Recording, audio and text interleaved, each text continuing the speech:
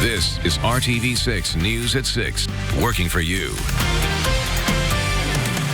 And sometimes it will wake you at 2:30 in the morning, like when you hear there's actual drag racing going on. Speeding and street racing cut short one man's life. The new call for police to step it up on wannabe drag racers. A group of lawmakers is taking action following a Call 6 investigation into the lack of nursing home data. I'm Kara Kenny with what they had to say in this letter to the governor. We recognize that black people in this country and in this city aren't being treated fairly, and we're going to work to fix that. Minority first responders in Indianapolis say it's time to take action and not just talk about equity and inclusion. A first step forward in the form of a peace walk. Good evening to you. Here at 6 o'clock, I'm Mark Mullins. Neighbors are calling on police to step in after a man is killed by cars street racing. People who live in the area say speeding is a huge problem in the Meridian-Kessler neighborhood. RTV6's Stephanie Wade is there tonight looking into measures police can take to help. When that accident happened, you could feel it. Like the skidding of the car was like nothing. I've heard cars skid before, but that was really something. It's a sound Amy McMullen and her husband will never forget. Well, it's just, it's just tragic. It's gut-wrenching. Last month, a 35-year-old man was killed by a car allegedly street racing along 38th Street near Washington that lost control and smashed into his. I mean, it's the thrill of going fast. You're doing something you're not supposed to be doing. Witnesses seeing it all. And she watched them weave in and out of traffic. And when they got to the light up here at Washington, they went flying through. The regular speeding in the area, neighbors say, is not only a noise and public safety menace, but has now become critically dangerous. The rules don't apply or what? Like, there are so many people going through red lights. There's so many people speeding. It's like traffic things are just ignored. They're urging folks who live nearby to call the Mayor's Action Center. It happens more than, it's not the first time. It's my own children that are on the roads. How do you know you're not next? Neighbors are calling for adding speeding cameras, more prominent signage warning of speed limits, and adding extra weekend and night patrols. Reflecting on the lives lost to reckless driving, McMullen has this one message for drivers who decide to partake in street racing. Do you know that what you're doing is putting other lives at jeopardy? Stephanie Wade, RTV6. In response to our story, IMPD tells RTV6 people can file complaints online at indy.gov. Sometimes police will add extra patrols based on the complaints they receive and have their officers who work that beat focus on specific areas. A Call 6 investigation is prompting state lawmakers to take action. The Indiana State Department of Health will not release where people are dying in nursing home or where the outbreaks of COVID-19 are happening. RTV6 filed a formal complaint to get those records, but the state says it doesn't have them. Call 6 investigates. Kara Kenny joining us with the action now underway to change that. A group of Senate Democrats on the Health Committee wrote this letter to the governor, criticizing the state's decision not to gather and publish nursing home data broken down by facility.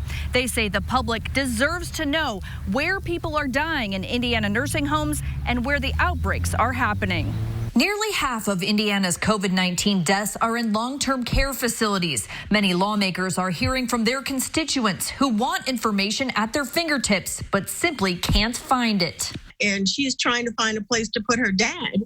And she says, I want to put him in the best home possible, but I don't know because there's no information. In a letter to the governor, Senators Jean Breaux, Eddie Melton, and Frank Mervan called on the governor and the State Department of Health to collect and make public nursing home COVID-19 data broken down by facility. It's information Call 6 Investigates has been fighting for since mid-April. The state told us ISDH does not have the records requested, and by law, they don't have to make one.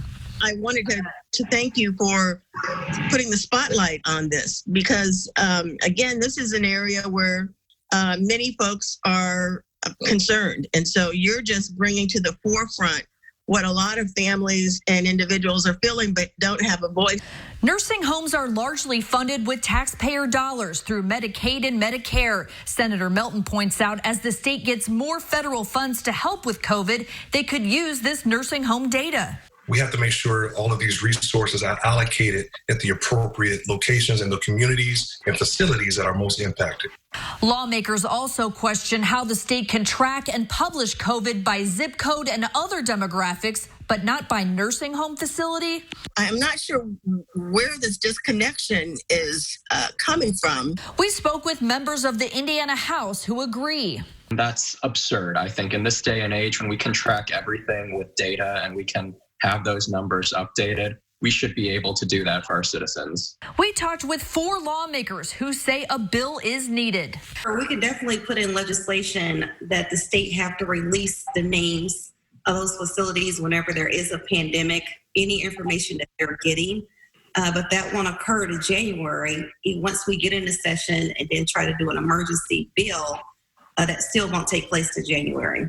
That's why lawmakers are urging the governor and the State Department of Health to take action now and make nursing home data available to the public. We reached out to every Republican member on the House and Senate health committees, but no one got back to us on a request for an interview or statement. Reporting at the State House, Kara Kenny, RTV6. Well, we reached out to the governor's office for its response to the letter. We're still waiting to hear back. The State Department of Health releases only weekly aggregate totals, and those numbers will be released on Monday. Here is today's daily report on COVID-19 numbers in Indiana. The State Department of Health has 23 new reported deaths. So far, more than 2,300 Hoosiers have died from the virus. The state also has confirmed 389 new cases of COVID-19. Since the pandemic began, 41,746 people in Indiana have been diagnosed, and more than 392,000 Hoosiers have been tested. The overall rate of people testing positive is gradually decreasing as more people are tested.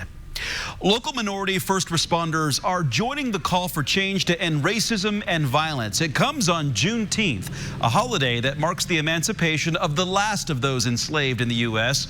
Our Nicole Griffin talked with a local firefighter about the message he hopes this peace walk can send. Today, the message from first responders that we're hearing from that took part in this Juneteenth peace walk is this: we feel your pain and we also want change. They are looking at today is a launching pad, a step in the right direction. I think that this could really work as a first step to create a better version of Indianapolis in the future. So Indianapolis firefighter Jabron Williams is one of the driving forces behind this peace walk for justice and reform. The walk is bringing together side by side first responders from several organizations, including the Minority Police Officers Association and the Indianapolis Black Firefighters Association. Those taking part say, as first responders and members of the community who care, they feel it's their responsibility to not just talk about equity and inclusion, but to move our city forward with their actions. when you call 911, it's because, you have an emergency, right? City Council just ruled racism a public health emergency. So to me, I see that as a 911 call. And if I don't, as a firefighter, as a public safety servant that serves the beautiful city of Indianapolis, if I don't do everything in my power to try and fight for equality and injustice, I'm not doing my job to my fullest capabilities. Right now, the police department, the fire department, the mayor's office, they're empathizing with our community. And that's what we're doing today, and we're moving forward, making history today. The Peace Walk started at College and Mass Ave and ended with everyone gathering at Kennedy King Park, where a conversation about the What's Next movement took place. It focused on systematic solutions and commitments for actions moving forward. Working for you, Nicole Griffin, RTV6. Passing on positivity and passing on, hopefully, lots of fresh produce. Fresh from the garden and providing for those who might need a helping hand right now.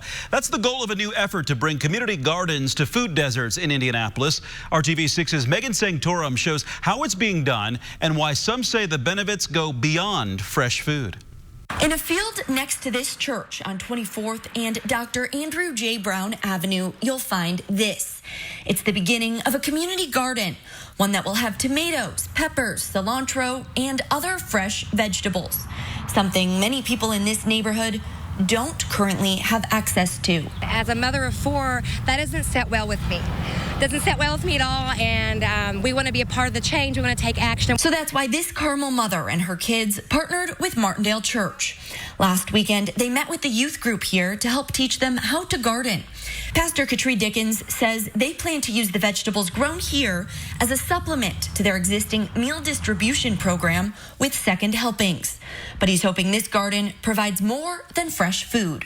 Self-confidence, something that you could be proud of, something that you'll hopefully protect. Like, hey, that's a sense of pride. We want to provide a means of showing the people there's value here, as well as give our youth the opportunity to do something besides watch Netflix and play video games, to actually learn something that's going to benefit them for a lifetime and generations to come. Every child deserves to learn how to help the world and how to help themselves and how to help each other.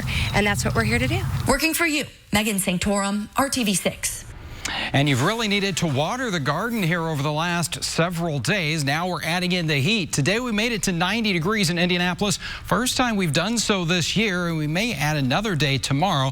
You can see that smack dab in between our average high and the record, which is safe for another year at 97 degrees. Temperatures right now, most areas back into the 80s still, though holding on to the lower 90s. Muncie and Lafayette at 91, as well as Bedford, and 90 degrees even in Sullivan. We've had a couple of these heat of the day showers popping up, mainly around Greensburg, southern portions of Rush County, but that's going to be about it. Most of us will not see a drop of rain this evening.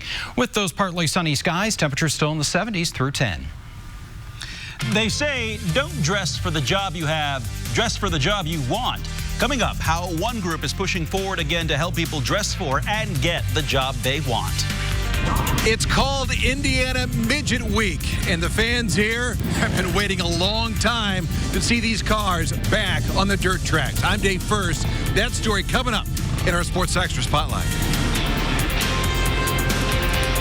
And we've been asking you all week to donate at Kroger stores to help Hoosiers struggling to get food on the table. We're going to show you where those dollars are going and where this food is coming from. Our professional grade GMC. The pandemic has led to people unexpectedly finding themselves struggling to keep the pantry stocked. RTV6 and Kroger are partnering up to change that, along with Second Helpings. Our Amanda Starantino joining us live from Second Helpings to show us why this effort is so important to us. Hey, Amanda. Hey, Mark, it is so important. It's no surprise that COVID and the pandemic has brought in a lot of hardships for Hoosiers. I mean, putting food on the table can get really expensive, and that's become a really difficult thing for a lot of Hoosiers. So that's why we're at Second Helpings, showing you where those dollars you've been donating all week at Kroger are going. So we're with Jennifer Vigran, the CEO of Second Helpings. Thanks for being here and having us here and for all you're doing in our community. I think a lot of people want to know, they're donating this money, but where's this food coming from?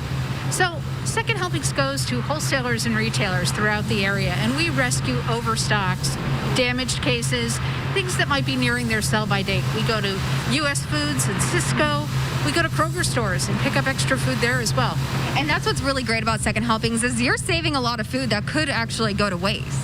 Absolutely, and we don't really talk about it very much, but food waste is a major problem. It's a major environmental problem. And it's something that is so needed right now. Now, what I thought was really interesting is we add a couple dollars at Kroger to our checkout. $1.20 goes a long way for people right here at Second Helpings. Tell us about that. It only costs $1.20 to go get the food, prepare the food, and deliver one good, healthy meal to someone who needs it throughout our community. $1.20 to feed someone who is hungry. That can go such a long way. Now, I did want you guys to know so far at Kroger this week, $1,300 has been donated so far. About 700 Hoosiers have donated. Scripps is going to add our company $12,000 to that, but let's get a couple thousand more in there. You can do that through this Sunday at participating Kroger stores in Central Indiana. For more information on how you can help our neighbors that are struggling right now, go to theindychannel.com/feedinghoosiers. Back to you, Mark. So easy. All you have to say is round up my grocery bill. Thanks, Amanda. I appreciate it. The Rebound Indiana is our commitment to provide you with the resources to help get you through the pandemic. pandemic. Yesterday, we focused on how the group Dress for Success empowers women. On the flip side, Success Wear helps men have access to business attire, whether it's for internships or jobs. Every year, our Rafael Sanchez helps college-bound students find clothing that will help with their future success. Quick disclaimer here, this story was filmed before COVID-19, so you won't see face masks or social distancing. Instead, you'll see a lot of shoes, smiles, and suits. That's 34, I need a 38. For those racking their minds on how to get that job or internship, this is a step in the right direction. We'll try to help you out as best we can. From shoes to suits, Success Wear is the community's closet. Okay, yeah, it's reversible. Helping men find the perfect clothing combination to conquer that interview and claim their goal. All right, give me 1 second. Ascension St. Vincent has been behind this program since 2007. Workforce development and training and education and even professional attire can be a barrier to someone having access to health care. Israel Ayala is heading into his senior year at Warren Central. He sees himself in the medical field. I don't want to be taken as like, oh, it's just another teenager. So we want to look professional. We want to look like we know what we're doing, even though we don't. Kyrell Allison will be a junior at Shortridge High School. He's interested in architecture. Big dreams he shares with his mother. So this moment means a lot. I want her to be able to look and say, this is my son. Like, he has his future lined up for him. Like, I really want her to see that I want to be able to do something with my life when I get older. These young men are participating in the college prep program, Upward Bound through IUPUI. And so it was fashionable at this time to acknowledge the before and the after. Man, we look good. Like, this is what we do. This is how we want to look. Like, I love it. I just love seeing, like, just even the energy just around. It's amazing. Rafael Sanchez with that report. Success Wear welcomes new or gently used dress clothing or a financial donation to support that program. Success Wear will resume accepting clothes on June 30th after temporarily suspending services due to COVID-19. We've got details on how to reach Success Wear in this story on the IndyChannel.com/rebound. Our